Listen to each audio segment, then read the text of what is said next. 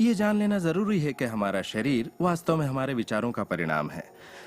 चिकित्सा विज्ञान में आज हम ये जान रहे हैं कि किस हद तक हमारे विचार और एहसास हमारे शरीर के बाहरी स्वरूप, उसकी बनावट और उसकी अंदरूनी क्रिया को निर्धारित करते हैं। इलाज में हम प्लेसिबो के असर को अच्छी तरह से जानते हैं। प्लेसिबो एक ऐसी चीज है जिसमें शरीर पर किसी भी दवा का कोई असर नहीं पड़ता, जैसे कि मीठी गोली या कुछ और। आप मरीज से कहते हैं कि ये दवा भी बहुत असरदार है, और होता यह है कि प्लेसिबो भी उतनी ही असरदार साबित होती है जितनी कि वो दवाई जो बीमारी के लिए दी जाती है। तो हमने ये जाना कि इलाज में इंसानी दिमाग का बहुत बड़ा हाथ है, कभी कभार दवाइयों से भी बड़ा। मिसाल के तौर पर अगर कोई शख्स बीमार है और अगर उसके पास विकल्प है कि वो दवा लेने के बजाय अपने दिमाग में उस रोग की जड़ को खोजे, तो उसे खोजना चाहिए। अगर हालत ऐसी है कि दवा न लेने से उसकी मौत भी हो सकती है, तब तो जाहिर है दवा लेनी ही चाहिए और साथ ही उस रोग की जड़ को खोजना जारी रखना चाहिए। दवा को नकारना नहीं चाहिए। हर तरह के इलाज की अपनी एक जगह है। ये सृष्टि सुख, समृद्धि, स्वास्थ्य और अच्छे एहसास की बेहतरीन रचना है। जब आप खुले दिल से सृष्टि की समृद्धि को महसूस करते हैं, तब आप खुशी और आनंद की सुखद अनुभूति करेंगे। उन सभी चीजों का आनंद उठाएंगे जो सृष्टि ने आपके लिए बनाई हैं। दौलत, अच्छी सेहत, अच्छा स्वभाव। पर जब आप बुरे विचारों से घिर जाते हैं, तब आपको तकलीफ का एहसास होता है, दर्द होता है, पीड़ा होती है। आप महसूस करेंगे एक एक दिन कितना तकलीफदेह होता है। लाइलाज बीमारी यानी कि टर्मिनल डिजीज पर गौर फरमाए। डिस इसका मतलब हुआ एक ऐसा शरीर जो तकलीफ में है। हमारे पास चारों ओर हजारों बीमारियां और उनके लक्षण हैं। ये सिर्फ एक कमजोर कड़ी है। ये सारे के सारे एक ही बात के नतीजे हैं, वो है तनाव। जब आप किसी जंजीर पे तनाव डालते हैं, किसी प्रणाली पे तनाव डालते हैं, तो वो कड़ी टूट जाती है। हमारा शरीर दर्शाता है कि ये रोग हमने ही पैदा किए हैं, ये बताने के लिए कि हमारे नजरिए में असंतुलन है। हम एहसानमंद नहीं हैं। तो शरीर के रोगों के लक्षण हमारे लिए इतने बुरे भी नहीं होते। एक सवाल बार बार पूछा जाता है कि जब इंसान के शरीर में कोई बीमारी या जिंदगी में कोई किसी तरह की तकलीफ हो जाए, तो क्या विचार शक्ति से उसे ठीक किया जा सकता है? इसका जवाब है हाँ। 23 नवंबर को मुझे बताया गया कि मुझे स्तन कैंसर हो गया है। अपनी आस्था के जरिए अपने दिल में मैंने ये मान लिया था कि मैं ठीक हो चुकी हूँ। दिन के दौरान हर वक्त मैं कहा करती, मुझे ठीक करने का शुक्रिया। इसे दोहराती रहती, मुझे ठीक करने का शुक्रिया। मुझे पूरा भरोसा हो गया था कि मैं ठीक हो चुकी हूँ। मैंने मान लिया था कि कैंसर मेरे शरीर में था ही नहीं। खुद को ठीक करने के लिए मैं हंसी मजाक कॉमेडी वाली फिल्में देखा करती थी। हम लोग बैठकर बस हंसा करते थे। अपनी जिंदगी में तनाव लाने का सवाल ही नहीं था, क्योंकि हम जानते थे कि जब आप अपने आप को ठीक कर रहे हो, तब तनाव कितना भयानक हो सकता है। नवंबर 23 को मुझे पता चला था कि मुझे कैंसर है, और उसे ठीक होने में मुझे सिर्फ 2.5 से 3 महीने ही लगे, और वो भी बगैर रेडिएशन और कीमोथेरेपी के। हमारे शरीर में एक बुनियादी गुण है जिससे शरीर अपना इलाज खुद करता है।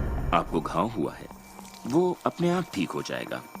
आपको बैक्टीरिया से इन्फेक्शन हुआ है, तो इम्यून सिस्टम उस बैक्टीरिया को खत्म करके उसे ठीक कर देगी। हमारी इम्यून सिस्टम इसी काम के लिए बनी है।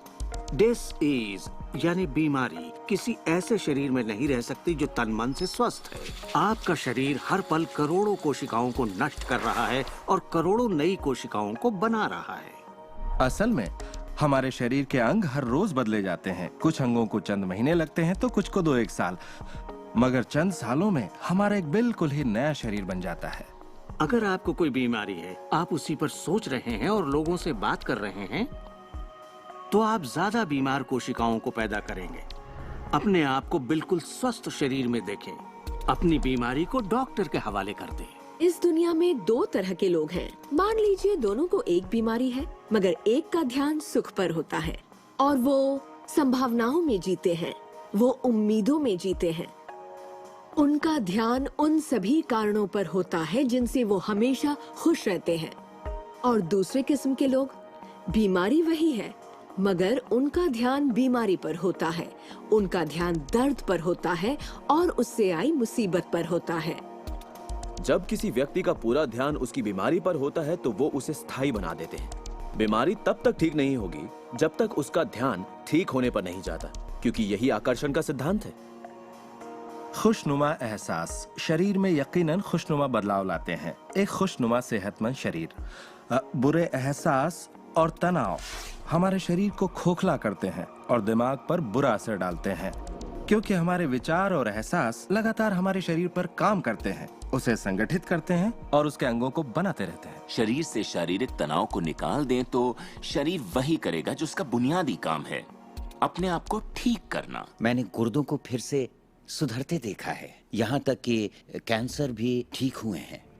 आंखों की रोशनी तक वापस आते देखी है मैंने। मैं मानता हूँ लाइलाज का इलाज हमारे मन में है। अपनी जिंदगी आप बदल सकते हैं, खुद को ठीक कर सकते हैं।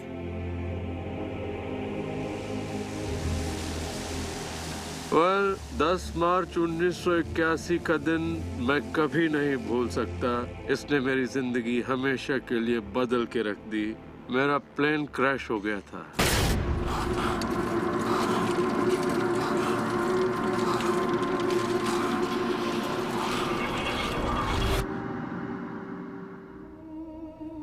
मुझे लकवे की हालत में अस्पताल लाया गया। मेरी रीढ़ की हड्डी कुचल गई थी। मेरे पहले और दूसरे सर्वाइकल वर्टिब्रे टूट चुके थे। मेरी निगलने की शक्ति नष्ट हो गई थी। मैं न खा सकता था न पी सकता था। मेरे फेफड़े नष्ट हो गए थे तो मैं सांस नहीं ले पाता था। मैं सिर्फ पलकें झपका सकता था। डॉक्टरों ने कह दिया था कि मैं जिंदगी भर बेजान सा रहूंगा, बस पलकें ही झपका सकूंगा। ये उनकी सोच थी, इससे मुझे कोई फर्क नहीं पड़ा। असल बात थी कि मैं क्या सोचता था। मैं अपने आप को एक नॉर्मल इंसान की तरह देखने लगा जो उस अस्पताल से चलकर निकलेगा। मुझे सिर्फ अपने दिमाग से काम करना था, और अगर दिमाग आपका साथ दे तो आप चीजों को फिर से समेट सकते हैं। उन्होंने कहा मेरे फेफड़े बेकार हो चुके हैं और मैं फिर कभी खुद सांस नहीं ले पाऊंगा, लेकिन अंदर से एक आवाज मुझसे कहती रही, गहरी सांस लो, गहरी सांस लो।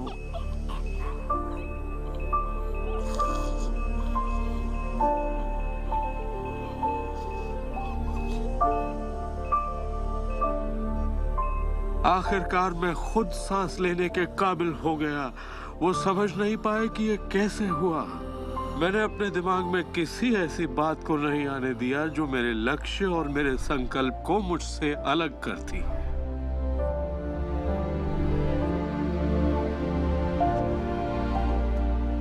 मैंने ठान लिया था कि मैं क्रिसमस के दिन अस्पताल से चलकर निकलूंगा। यही मेरा लक्ष्य था।